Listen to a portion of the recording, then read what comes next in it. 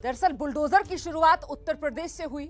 अब ये bulldozer politics धीरे धीरे पूरे देश में फैलती जा रही है। दिल्ली के जहांगीरपुरी में कल बुलडोजर की कार्रवाई को सुप्रीम कोर्ट ने न सिर्फ 15 दिन के लिए रोक दिया, बल्कि आदेश के बावजूद कार्रवाई पर सख्ती भी दिखाई है। और हो ये रहा है कि इसके बाद अब जहांगीरपुरी पॉलिटिकल पर्यटन का केंद्र बन गया है। हर दल के नेता वहां पहुंच रहे हैं। तो क्यों हो रही है ये बुलडोजर पॉलिटिक्स, आपको समझना चाहिए।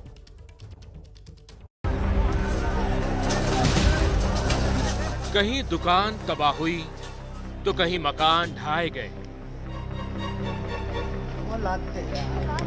किसी का आशियाना उजड़ गया तो किसी की कमाई का जरिया। हमारे पास तो पैसा भी नहीं है। हमने 12,000 लोन कहाँ से भरूं हर महीने में।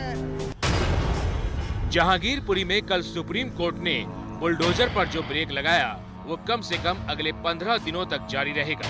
लेकिन सुप्रीम कोर्ट की नाराजगी इस बात पर है कि आदेश के बावजूद नॉर्थ एमसीडी की कार्रवाई रोकी क्यों नहीं गई थी।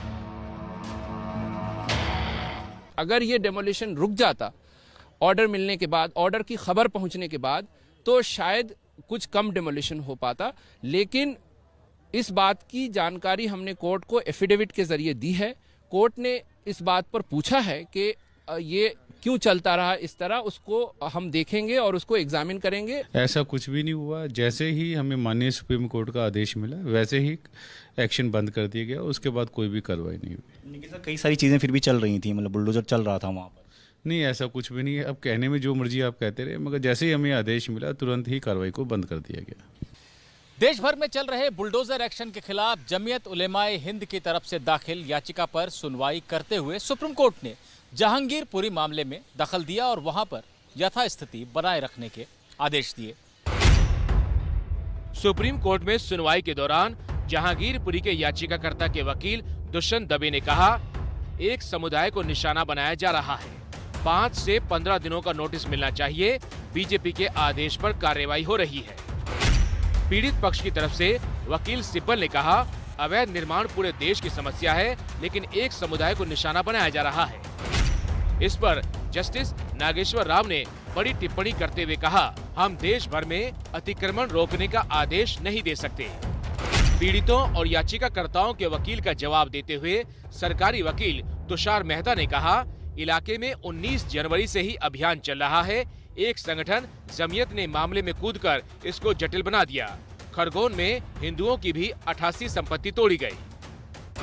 सुप्रीम कोर्ट ने कहा, हमारे आदेश के बाद भी कार्रवाई चलती रही तो हम इसे गंभीरता से लेते हैं। यथास्थिति का आदेश सिर्फ दिल्ली के लिए है। इसके बाद सुप्रीम कोर्ट ने नोटिस जारी करते हुए 2 हफ्ते बाद सुनवाई की तारीख दे दी। कोर्ट के आदेश के बाद जहांगीरपुरी में बुलडोजर की कार्रवाई तो रुक गई, लेकिन सियासी जमावड़े का सिलसिला जारी है। अजय माकन, इमरान प्रतापगढ़ी समेत कांग्रेस नेताओं का एक दल जहांगीरपुरी इलाके में पहुंचा। जब कोर्ट के आदेश हैं, भारत सरकार की पॉलिसी है कि बगैर नोटिस किसी को नहीं हटाया जा सकता है, गिराया जा सकता है, तो क्यों ये काम यहाँ पे कल हुआ है? ये केवल और केवल गरीब के पेट के ऊपर लात मारी गई है। अजय माकन वही हैं जो दिल्ली में सीलिंग का दर्द शुरू किए थे, ये वही हैं। और जब इलीगल इंक्रोचमेंट पे कार्रवाई हो रही है, तब फिर इन लोगों का सिर्फ आप समझ सकते हैं वोट बैंक की राजनीति, उससे अलग आइए। हालांकि पुलिस ने कांग्रेस नेताओं को कुशल चौक से आगे जाकर पीड़ितों से मिलने की इजाजत नहीं दी। इससे पहले कल देर शाम ओवैसी भी जहांगीरपुरी पहुंचे, लेकिन माहौल को देखते हुए प्रशासन ने उन्हें भी पीड़ितों से मिलने की इजाजत नहीं दी।